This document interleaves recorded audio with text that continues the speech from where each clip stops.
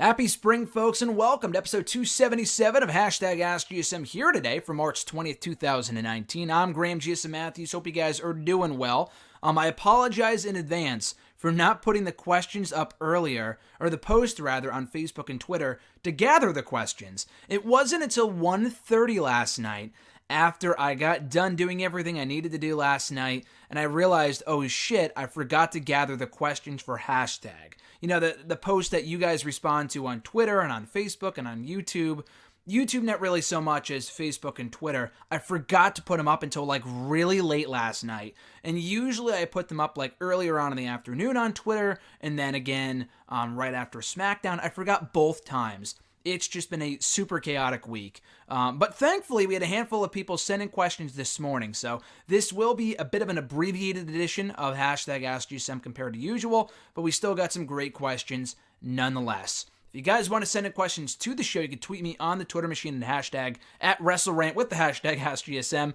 On Facebook as well at facebook.com/Graham.GSM.Matthews. Leave a comment on the post I usually keyword there, usually put up on Tuesday nights or on the wall itself. And last but certainly not least, drop your question down below in the comment section of this very video. I'll include it in next week's edition. And a bit of a heads up here too. If I like your tweet, if I like your comment on the Facebook post, if I like your comment on the YouTube video, that usually means I've seen it. And obviously, if I'm liking the comment or tweet or question, whatever, the post, that usually means that I've seen your question and I've included it in the document for the question. Sometimes I'll like it, but I've got my mind stuck on other stuff, so I'll forget to include it in the document. So if you send in a question, you don't hear it here, let me know, and I probably forgot about it, and if it's not time sensitive, and I can always include it in next week's edition. So nonetheless, guys, let's get started here first with @Jeremy8911 from the Twitter machine. His first question was, do you think any main roster stars could get sent down to NXT in the next Superstar shakeup? I would love to see that. I think that's kind of been, that idea has been toyed with and experimented with, and the idea of trying that out I think would be awesome. People were kind of thinking about that back in 2017 and again last year. I think it'd be a great idea. Even WWE themselves put up a video, I think last Saturday, experimenting with multiple main roster talents they would love to see in NXT. Like these guys from WWE.com, like some writers from the website, put together this video saying like these people we would love to see back down in NXT. Whether it be NXT alum or just people that aren't really doing much currently on the main roster. And all their picks I pretty much agreed with. There was Fandango, who I would love to see back down in NXT. We just got a question about Fandango either last week or the week before, with them asking me, I think it might have been Joe M. From YouTube. He was saying, Fandango, great talent. We need fresh faces in the main event scene. Would you like to see him? Could you see him? Or whatever, as a main event player, as a world champion in WWE? I said absolutely not. And I still stand by that. I like Fandango. The guy's a great wrestler. But dude, 3/4 of the current roster are great wrestlers. So that's not really that great of a, argument. But the guy is a good character. He's got charisma. I think he would do well in NXT if he was, obviously if the character was fine-tweaked, fine-tuned, and it wasn't fucking the dancing fool that we've seen for the past 5-6 years. Tyler Breeze, same thing. I don't want to see them back down in NXT as Breezango. I really don't. I think that would die a death almost instantly. It would get a good pop on night one. I want to see the Prince Pretty of 4 or 5 years ago that returned to NXT to take on Ricochet for the NXT North American title late last year. That's the Tyler Breeze I want back down in NXT. So Fandango, Breeze. I think also on that list was Dana Brooke, which is also a great pick. I'm not the biggest Dana Brooke fan by any means. She has improved marginally on the main roster, but not as much as she should. She was really called up much sooner than she should have been. She was only in NXT, at least on the television program, for about a year. She debuted in early 2015, was on Raw by April of 2016. So she really should have spent more time down in NXT before being called up to the main roster. She's better, as like a lackey or an enhancement role, like she was with Emmett for a time, and then with, who was it? Charlotte Flair for about 6 months to a year, from 2016 to 2017. But I doubt she would become NXT Women's Champion, nor would I really want to see that. But at least she could improve and be better utilized down in NXT than being squashed in 6 seconds on Raw by Ronda Rousey. So she's another one. Luke Harper was another person they included on that list. I would love to see Luke Harper back down in NXT. If they have no plans for him on SmackDown, if he is indeed clear to compete and they have no plans to bring him back in a meaningful role, key word there, after WrestleMania, if they bring him back after Mania, oh, great pop and all, but to fucking lose to, Daniel Bryan or Eric Rowan in a 5-minute squash, then I don't care. They have only plans to push him for a week or two before forgetting all about him, then no thanks. Like a la Ty Dillinger when he was called up. He was pushed for a week or two, and then that was it. The guy floundered, asked for his release, was granted it, and I'm sure he'll be much better off in wherever he winds up. I don't want to see that happen to Harper. I still have hope that he could be utilized well. It's actually amazing to think that it was 2 years ago the guy was getting these great reactions, and no, he was not more over than AJ Styles. I've seen people say that, like, oh, he was getting better reactions than AJ. No, he wasn't. He wasn't. AJ was a heel at the time. He was still getting better cheers than Luke Harper. Let's not get our facts twisted here. But the guy was getting very good reactions. People were behind him. They desperately wanted to see Harper in that WWE title match at WrestleMania 33 between Bray Wyatt and Randy Orton. His involvement would have made that match infinitely better because that match sucked. That feud was dying to death anyway. Adding in Harper would have made it 10 times better. And that was the whole crux of the feud to begin with, was Luke Harper, his tension teased with Randy Orton and then Bray Wyatt, and then they forgot all about him, and then he wasn't even at WrestleMania. He might have been in the Andre the Giant Memorial Battle Royal. Beyond that, though, they had no plans for him. They forgot all about him within a month or two. So I don't want to see that happen again. I would put him back down in NXT. Beyond those people, there's really not many other people I would like to see back down in NXT. It shouldn't become a regular thing. Because honestly, by this point, even though NXT is very much still WWE developmental, which is why people like Eric Bugenhagen are down there, Conan Reeves is just fucking a dud. I see no future for him whatsoever. But Bugenhagen, they can fine-tune his skills. He could be a real star. NXT, no matter how big it is or how exciting it is, it's still developmental. They can put as many indie guys as they want on that show. But at the end of the day, they're using NXT to get people ready for the main roster. And granted, it could be argued that when you get called up from NXT to Raw or SmackDown, you're technically being called down in terms of quality. Because like Sanity, nowhere to be found in the last year since being called up. Andrade, he's been doing well recently. Beyond that, he has not had really much of a push whatsoever, aside from the first few months that he had on SmackDown. Honestly, forgot AOP was even a thing. They've been out for months. One of them got hurt in December, and we haven't seen him since. So I don't know how wise it is at this point to call anyone else up from NXT. Now I know Ricochet's getting over, Aleister Black's getting over, and that's great. Let's leave it at that. EC3 is a prime example of a guy that should be right back down in NXT because they clearly have no plans for him on the main roster. Call that fucking guy right back down to NXT because to see him wasted any longer in backstage comedy segments, fucking spraying himself with a water bottle is just so infuriating to me because they could be doing so much more. Even EC3 himself said in a recent interview that there was so much more he could have done in NXT before being called up. He wasn't down there for a minute before they called him up. And props to him for getting the call up, but they were clearly doing that because WWE was pressured to inject some new blood, some fresh faces into the product. And none of them are doing anything of note at the moment. Heavy Machinery, barely on the shows. They probably are the better off, the most prominently featured out of any one of those people in that class of NXT call-ups. But they were in the fucking conga line with No Way Jose on Monday, so they've already floundered. Nikki Cross, have not seen her featured on TV in over a month. And WWE.com exclusive videos do not count. EC3, fucking job guy. Losing to Apollo Crews and Tyler Breeze on main event? Give me a fucking break. Let's see, who else here? Those guys, who else was even called up? Lacey Evans is probably the most, the best off out of all of them, because she's at least making consistent appearances on the show. People are reacting to her now. She's not really doing anything, but that's the whole point, because people are hating her because she's not wrestling. She's not doing anything. So at least they seem to be utilizing her well. And then Lars Sullivan, who the fuck knows? He had an anxiety attack. He went home, and we haven't seen him since, so I have no idea. But that's the long and short of it. Those people I would love to see back down in NXT.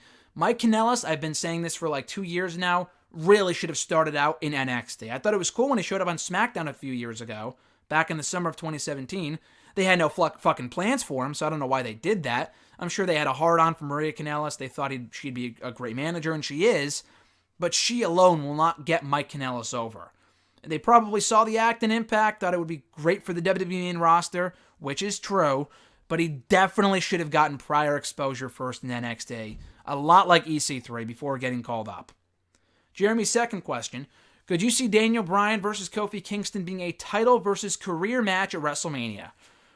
I guess, going off what they've said, because it was teased after SmackDown last night, there was an exclusive video up on .com with the New Day talking about Kofi's loss and that Vince McMahon is holding them down, and as long as he's in charge, they're not going to fulfill their full potential, and Kofi won't become champion, and this and that, and he was going to add more people out of the gauntlet anyway. Even if he beat Daniel Bryan, he still would have had more people to the list of competitors that Kofi had to face to earn that WWE Championship opportunity, and they were just ranting and on and on and on for like 3 minutes, and it was a great video. It was the most passionate, intense promo I've heard from any member of the New Day for as long as they've been together. It was a great piece of business. But what they basically came to the conclusion with was that, why don't we just quit? Because at this point, we can't change the system. This place is terrible. It's corrupted. They don't see us as WWE Championship material. Why don't we just leave? Because Xavier and Big E were so bothered by how Kofi was mistreated, not only in last night's SmackDown, but all the other obstacles he's been forced to go through in the last couple of months, that they're like, why don't we just quit? And Kofi was the only one who said, I don't think that's for the best. And, even Xavier was saying, like, hey, why do we do this for our families? Why are we on the road for so many days out of the year if this is how we're going to be treated? And Kofi was the only one who said, if we leave, that means Daniel Bryan and Vince McMahon win. We can't let that happen. Again, if you haven't seen it, definitely go out of your way to seek it out. It was a great piece of business. So if that's what you're talking about, and Kofi's like, if I don't win the championship, then I don't belong here. Like pulling a Shawn Michaels from WrestleMania 26, which was honestly really stupid in retrospect. But when Shawn Michaels, I laugh because I just think it's dumb now that I think about it. Shawn Michaels was like, if I can't beat The Undertaker, then I have no career. Despite the fact that he won the World Championship several times over and is widely regarded as one of the greatest of all time. But no, because he can't beat The Undertaker at WrestleMania, then his career means nothing. That's so stupid. I don't think they should do that with Kofi. Yeah, it adds to the stakes and makes it feel more meaningful and more important, but we know Kofi's not losing. We know he's not going anywhere. We know he's not quitting. We know he's not getting released. So why even bother teasing that? It's like with the whole John Cena thing, all those times they would put Cena's career on the line. Oh, if he loses, he's gone. That's dumb. It's stupid because you know he's not going to lose. I'd rather not know for sure. At this point, Kofi has to win. Because if they don't, they pretty much validate every argument, every criticism that the characters on TV have had of him. That he's not WWE Championship material, he's a B-plus player, blah, blah, blah. If he loses, he's a fucking loser. And I don't care if it's at SmackDown or soon after, it wouldn't mean as much than it would at WrestleMania. So they need to have him win at WrestleMania. But what I'm saying is that it's not a foregone conclusion that Kofi's winning. So I think adding that stipulation kind of just paints the company into a corner because you know Kofi's not going to lose at that point. So it's pretty obvious that Bryan will lose and Kofi will win the championship. And that's the outcome they should have. I'm not arguing that, but I just don't think you should pretty much shove it in people's faces and down their throats like, hey, Kofi's not losing because he's not losing his job. Bryan should be, I think there's a decent chance Bryan retains. As dumb as that sounds, there's a pretty good chance that could happen. Because at this point, they've told such a great story with Kofi, there's no chance in hell that he loses. But they shouldn't, fucking shove that in your face that he's going to win. By saying, hey, if he loses, he's gone. Because we know he's not going anywhere. So maybe that's the only way, in storyline, he gets the opportunity, is by putting his career on the line. Because at this point, what else can he do to earn the WWE Championship match at Mania? Because he's already lost to Bryan multiple times. He technically lost the gauntlet. He's been put up against all these roadblocks, and Vince McMahon has fucked him over every time. So I don't know how you get from point A to point B, but they will get there. I don't know how, but they will. It's going to be Bryan and Kofi one-on-one at WrestleMania, as it should be. And again, I like the stipulation, maybe in another circumstance, in another situation. In this case, I just don't think it's a good idea. I think having a straight-up WWE Championship match with Bryan and Kofi at WrestleMania is the way to go. You know shenanigans will be running amok in that match with either interference or a special guest ref or a stipulation of some sort, you know they'll do something along those lines. Which, whatever, as long as they keep it to a minimum and they keep it fun and they don't like it's one thing to make people angry about Kofi not getting the shot or winning the belt at WrestleMania, because that's how they should make you feel as heels. So they're doing their job in that respect. But if all it is interference and bullshit booking and shenanigans and all this other nonsense, then it really takes away from the ultimate moment of Kofi becoming champion. So I would keep it just a standard WWE Championship match, but I'll do you one better. I'll give you this. Maybe you don't put Kofi's career on the line, but what if you were to say if Kofi loses, the New Day must disband? Because that is also a very real possibility. It's been discussed for years now. They've done everything they could as a unit. They've won the tag team titles many times over. They've been together for almost 5 years. So Kofi losing and breaking up the New Day would be a pretty big blow to Kofi's career. It would probably be worse than him just getting fired, because you know he's not going to get fired. You know he's not going to leave. So I think putting that stipulation on the line would be interesting. No more New Day. You move one or both of them to Raw, Big E and Xavier to Raw, and then Kofi's on his own. That would be interesting, because I could see that happening. Not that it should, but I think there's a better chance of that happening than Kofi, getting released or, retiring because he can't beat Bryan at WrestleMania. He's not fucking The Undertaker here, people.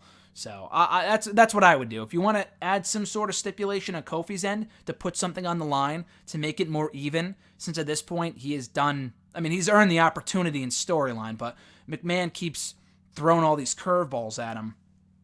So if you want to do that, then I would put up the New Day, not necessarily his own career. The next question comes from Matt Hardy, the X-Fan from Twitter. What are your top 3 matches heading into WrestleMania? That's a good question. I wrote down 3 matches here, but honestly, I'm looking forward to the entire show for 2 reasons. 1, because I'll be there, of course. How can I not be looking forward to WrestleMania if I'm attending the fucking event? 2, because I think a lot of the matches on this card either have the potential to be really, really good or very forgettable. It's one of those WrestleManias. And as I've said to multiple different people, it doesn't really matter how good the build is for Mania. Yeah, they may do a great job of getting you excited for the event or making you not so excited for the event, but it's all about the execution.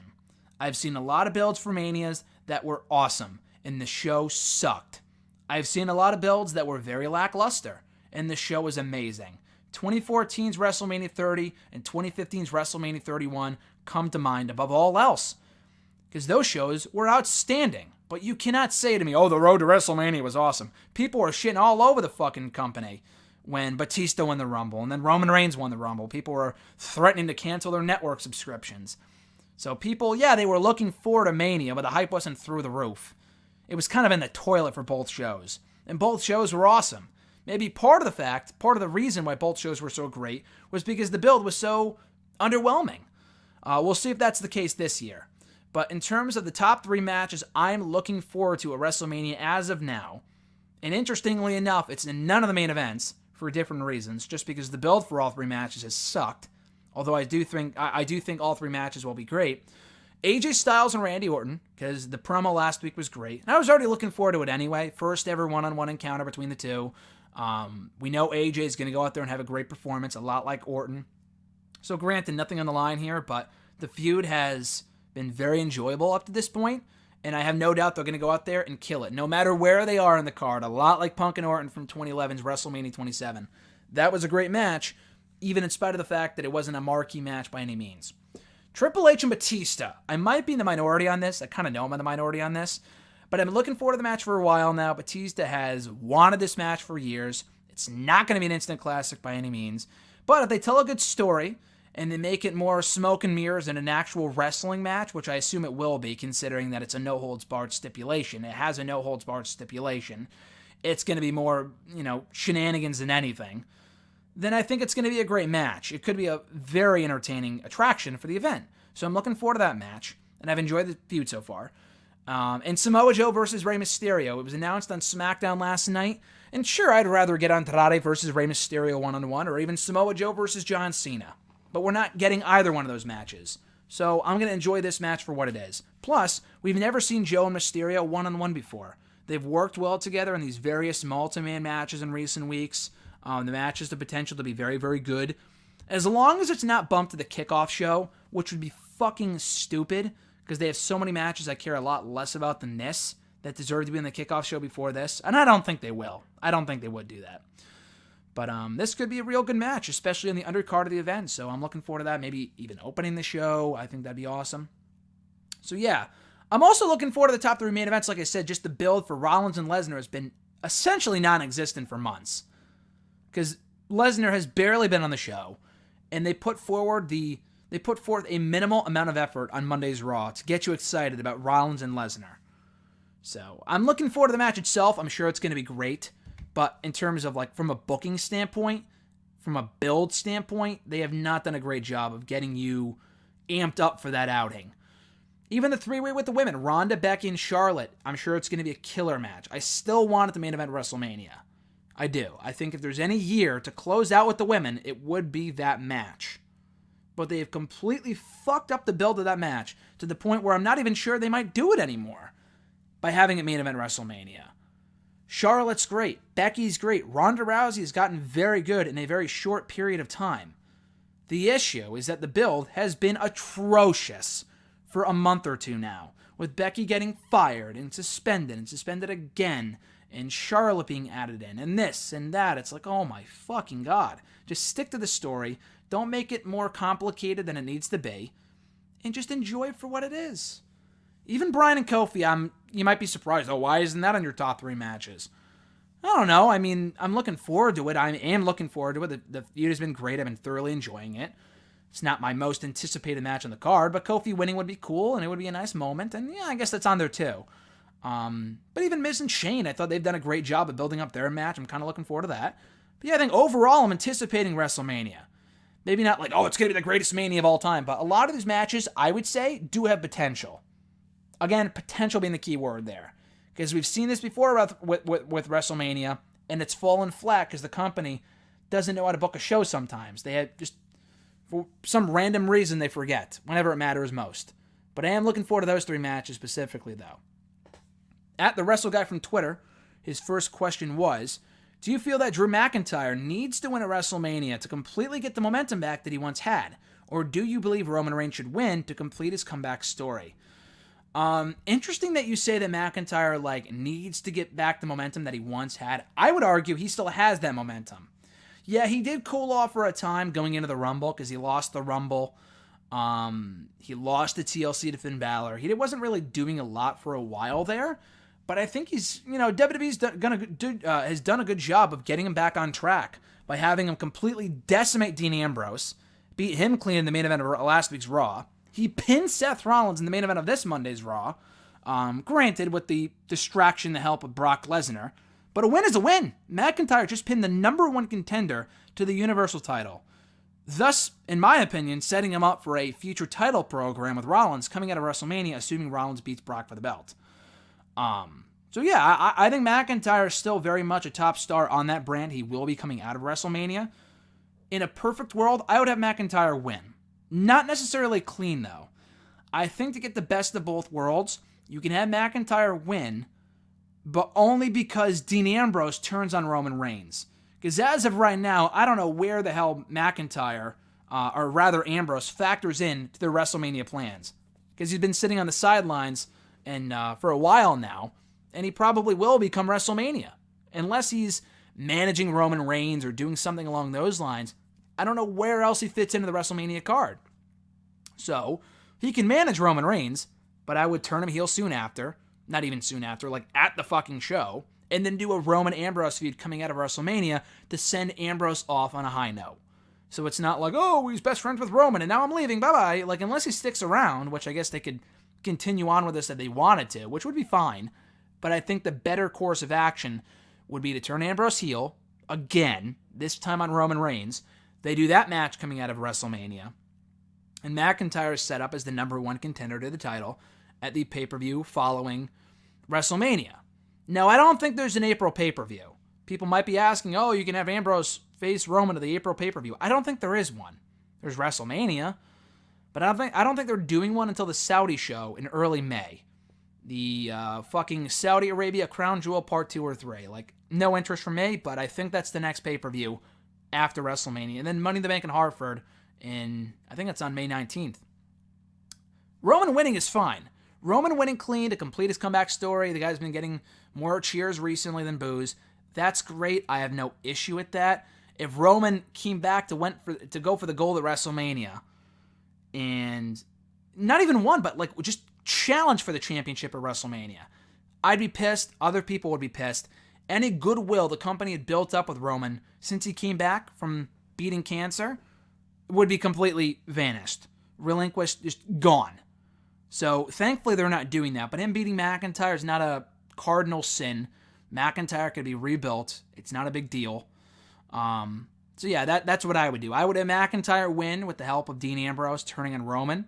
But Roman winning clean is what I expect, and it's not the worst case scenario anyway. Sal's second question, what are your thoughts on the rumors of Mania having a total of 17 friggin' matches? And do you think having that many matches takes away from the build of each match? I don't think it takes away from the build of each match. Yeah, I guess technically with so many matches on each show, but you got to consider this too. They have 3 brands, if you count 205 Live. Not NXT, because NXT has TakeOver that same weekend. But they're splitting up these matches between the 2 shows. Even then, you're promoting like 8 matches, if not more, on each show. Like, let's say 8 for SmackDown, 8 for Raw, 1 on 205 Live. It's hard to squeeze in 8 matches worth of build within, a month period. And they could have started this a lot sooner had it not been for the fucking Fastlane pay-per-view or Elimination Chamber, which are oh so painfully pointless. I would have gotten rid of those shows a long time ago. But yeah, I do think it takes away from the build ever so slightly, but not to the point where it's a big problem. Really where the issue lies is the timing of the pay-per-view. That's really what it is. Because if the pay-per-view runs 8 hours, as has been rumored, each match, unless it's, getting fucking, 10 minutes, which is possible, like Neeson and Murphy should be in the kickoff show for that reason alone. Because if they're on the main card, they're fucked. They're not getting more than 5 minutes. So at least in the kickoff show, they're safe. Everyone else, it's up in the air in terms of how much timing they're going to get, how much time they're going to get on the main card. I could see them ending well past midnight. WrestleMania is already confirmed to be 5 hours. That's pretty much set in stone. So I don't know why people are thinking it's going to end at 11. It won't. It hasn't for years now, so I don't know why people think that's the case. It hasn't ended at 11 since like WrestleMania 31, and that ended right on the fucking dot. 32, 33, 34, all over 5 hours long. And this year will be no exception. Hey, I'll take all the wrestling I can get because I'll be there, and I'll enjoy the hell out of it. But for those watching at home, I pray for you. I really do. But yeah, I mean, it's not necessarily a bad thing that each match could get their time cut. Because WrestleMania 31, a much shorter show, and they had a lot of matches on that pay-per-view too, I think the longest match may have been the main event at like 16 minutes. I don't think any other match in that show got more than like 10 minutes. Which is pretty crazy, and you're thinking, oh, that sounds like shit. That was one of the best Manias in the past 10 years. So, each match does not need to get a half an hour in order to be amazing. Sometimes that's too much time, and it just causes the show to drag on even further. So maybe shorter matches is for the best, with the exception of a few. Like the main event specifically. But no, I don't think it takes away from the build of each match, just more so the timing of each match come WrestleMania. At RJ_Marso, my brother RJ's question was, which match at WrestleMania 35 are you least and most excited for? The match can be rumored if it hasn't already been announced. I already kind of answered the second part of your question with what I'm most looking forward to. Like I said, Styles and Orton probably is number 1, shockingly enough. I'm looking forward to all the main events, and I wouldn't argue with you if you said Bryan and Kofi, but it's definitely the strongest story being told right now. But still, yeah, I don't know. I think Styles and Orton is my cup of tea. It could be a great undercard match. It could be, mediocre at best. But so far, I'm looking forward to it more than any other match on that show. If only because of that promo last week. Aside from that, matches I'm not as excited for, like least excited for. And like you said, matches that haven't been announced yet. Andre the Giant Memorial Battle Royal. Always filler. Always complete fucking throwaway shit. Sometimes they're fun. Most of the time, it's just throwing fucking 30 jobbers in the ring and having them battle over a trophy that means nothing. That means jack shit. So I'm not looking forward to that. And even if who wins, like, who cares? Anyone who has ever won, nothing has happened to them. Cesaro, buried within a few months. Big Show, gone off of TV within a month. He didn't come back until late 2015. Baron Corbin, buried within a few months. Mojo Rawley, buried within a few months. Matt Hardy, buried within a few months. So it's like the king of the losers, albeit briefly. I don't really care about the match. Finn Balor and Bobby Lashley just doesn't do a lot for me. I know it's been teased that, Balor could be the demon. That could be the saving grace of that match. But even then, unless it's like a minute-long squash, like we saw with Baron Corbin and Balor back at SummerSlam, then I have no interest. Even Balor becoming champion again does nothing for me, because we've already seen him as Intercontinental Champion a fucking month ago, before he lost the belt in 3 weeks, and dropped it right back to Bobby Lashley, who had held it before Balor. They're playing the game of hot potato with this belt, and it means nothing. No one gives a shit. So even if they do the Demon, and Balor gets the belt back, yeah, I want to see the Demon get a WrestleMania entrance. But aside from that, what's the appeal of a Bobby Lashley-Finn Balor match? We've seen it a million times. They just do not have great chemistry. They don't. And there's so many matches on that show that shouldn't be multi-man matches, but they are, for whatever reason.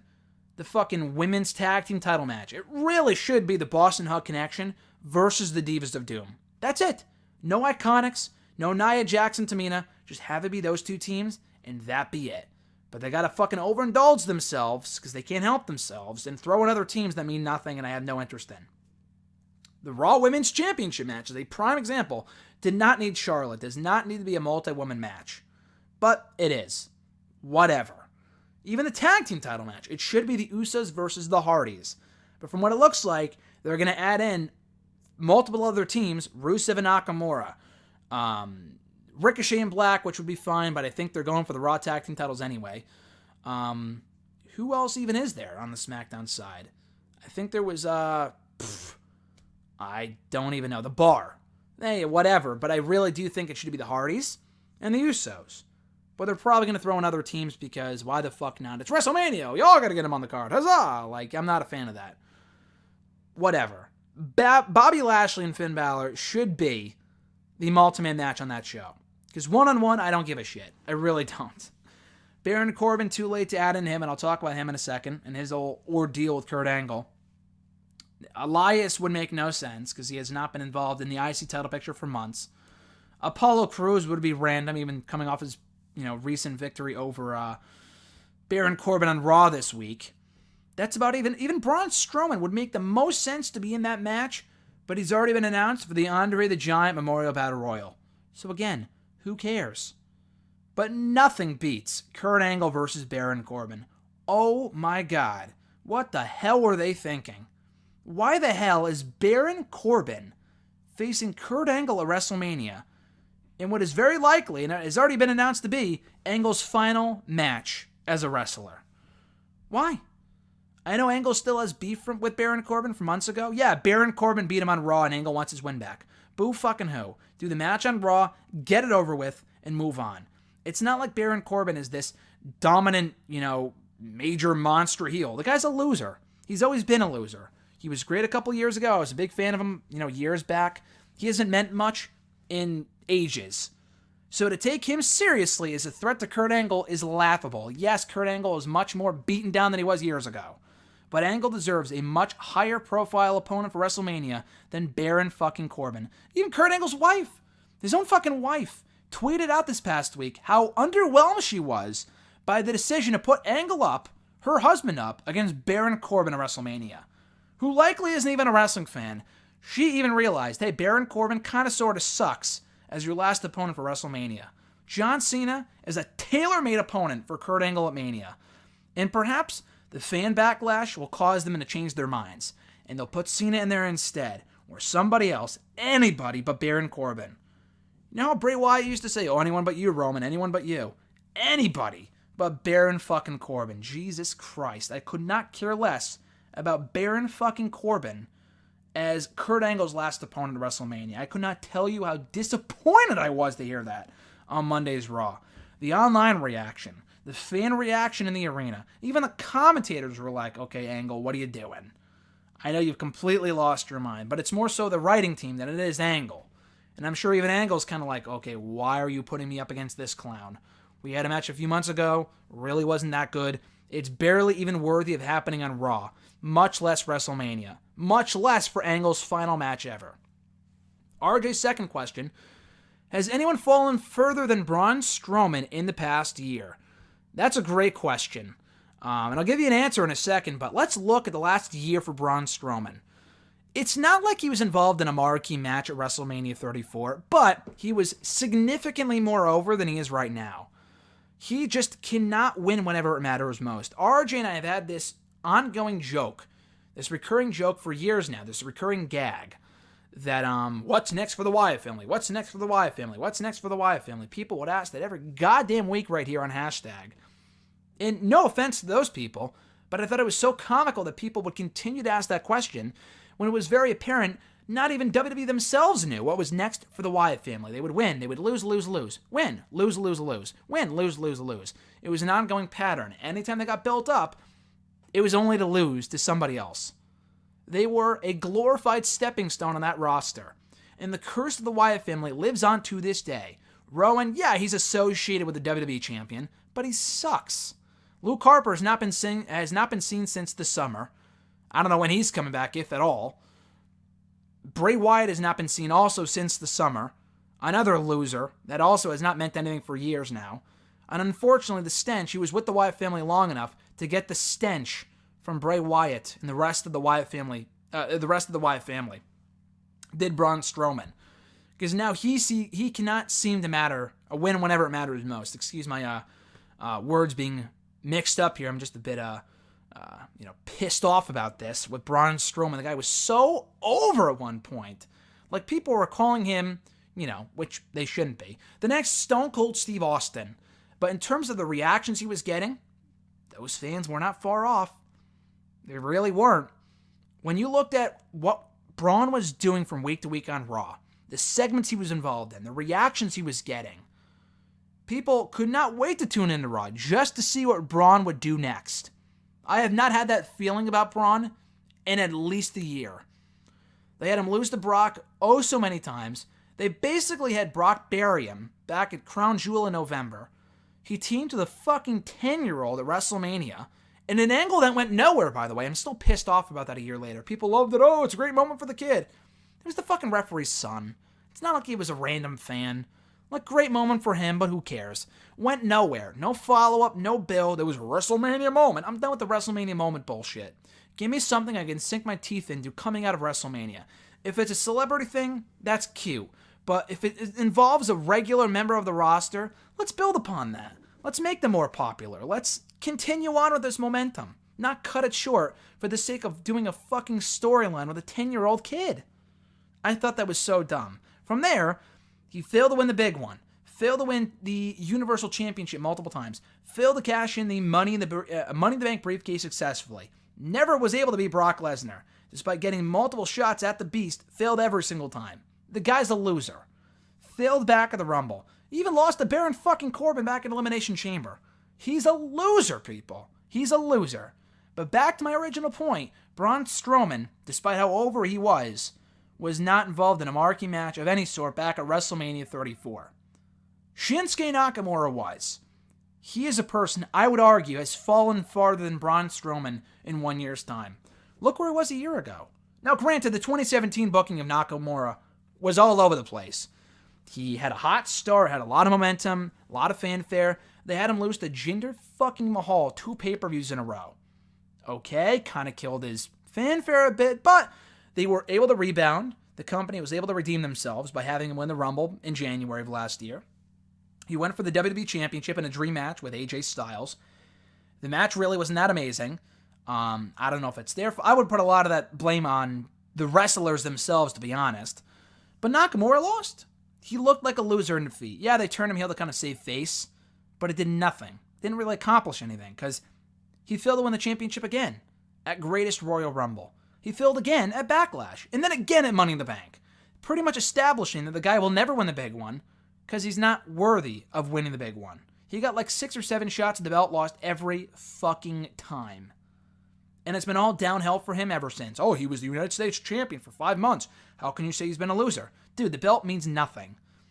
He had a revolving door of challengers for like 6 months between Ty Dillinger, R-Truth, and Rusev.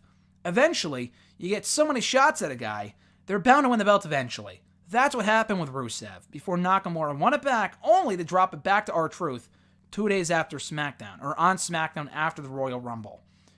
Then he was placed in a random-ass tag team with Rusev, who he was feuding with just mere weeks ahead of that, mere days before he turned heel again, Rusev, that is. It's a waste of both guys. They're a total afterthought in the SmackDown tag team division, just as much as Gallows and Anderson and Sanity. They're losers. And now Nakamura, as of now, unless he's involved in the SmackDown tag team title match at WrestleMania, which he shouldn't be, he likely will be, which sounds like a kickoff match at its finest. But even if he is, what a way to fall in 1 year's time. From contending for the WWE Championship in a headlining main event match at WrestleMania 34 to not even being on the card a year later, mere weeks out from the pay-per-view. That's pretty bad. I would not blame him one bit for wanting to go back to Japan. I really wouldn't, to be honest with you. I'm sure he's making great money, but it's a joke how poorly he's been utilized over the last year. At this point, I would turn him back into a babyface and just run with that, because he has been a joke for so long now. Oof, I don't know what to say, really. I really don't. It's like the guy is just he's a fucking loser. He's a loser. It's pretty bad. The only thing I can compare this to is The Miz successfully defending the WWE Championship in the main event of WrestleMania 27, beating John Cena, only to not be announced for WrestleMania 28 1 year later, until like days before the show. And even then, it was like a throwaway 10-man tag team match with Team Johnny versus Team Teddy, or whatever the hell it was. And yeah, he won for his team, but it was a total joke of a match. That was him falling far too. That might be the only thing that compares. But as far as Braun has fallen in the last year, he has not fallen farther than Shinsuke Nakamura. And that's going to do it, guys, for episode 277 of #AskGSM here today. Thank you guys for tuning in. Kind of came together at the last minute. Again, I apologize for not putting up the questions sooner. I'll be sure to do that next week. And it should also be noted, too, I actually recorded this episode once before. But when I stopped recording, or went to go stop recording, I found out it stopped recording at the 10-minute mark. So I had to go back, and record everything again. So I'm surprised I didn't fuck up and it went just as well the second time as I did the first time, because we had some killer content the first time. And I would think you'll never get to hear it because it wasn't recorded. But I thought it went just as well, if not even better. So the things I do for this show. But thank you guys for tuning in to #AskGSM. If you want to send in a question to the show, you can do so by tweeting me on the Twitter machine at WrestleRant with the #AskGSM. Find me on Facebook at facebook.com/Graham.Jason.Matthews. Leave a comment on the post I usually, keyword usually, put up on Tuesday nights, if not on the wall itself. And last but certainly not least, drop your question down below in the comment section of this very video. I'll include it in next week's edition. So with all that being said, guys, go out there, enjoy the warm weather as spring season starts to kick off. It's going to be a great spring season for sure. Cannot wait for WrestleMania and everything else to follow from that point forward. Until next week, guys, I'm Graham GSM Matthews, and I'll catch your ass down the road to WrestleMania.